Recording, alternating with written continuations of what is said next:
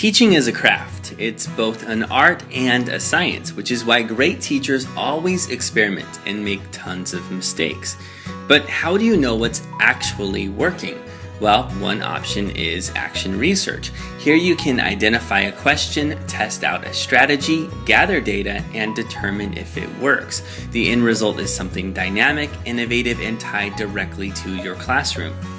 Action research dissolves the barrier between the participants and the researchers.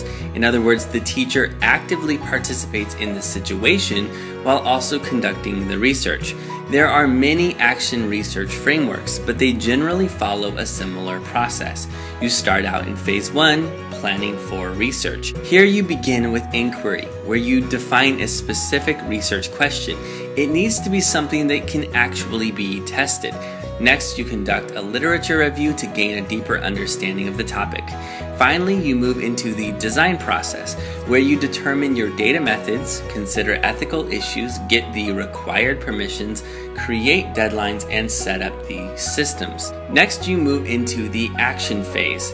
This is where you engage in multiple cycles of experimentation and data collection. Your data collection might include qualitative data like observations, artifacts, and interviews, or quantitative data like rubric scores, surveys, or achievement data. Afterward, you move to analysis. You'll often start by organizing the data with charts or graphs and looking for specific trends. You might also discuss it with peers, free write in a journal, or create a cluster map before eventually writing out your results. Finally, you have your conclusion. This is where you share your research with the world and reflect on your own practice. This will ultimately lead to newer questions, and the cycle will continue as you refine your craft as a better, more creative teacher.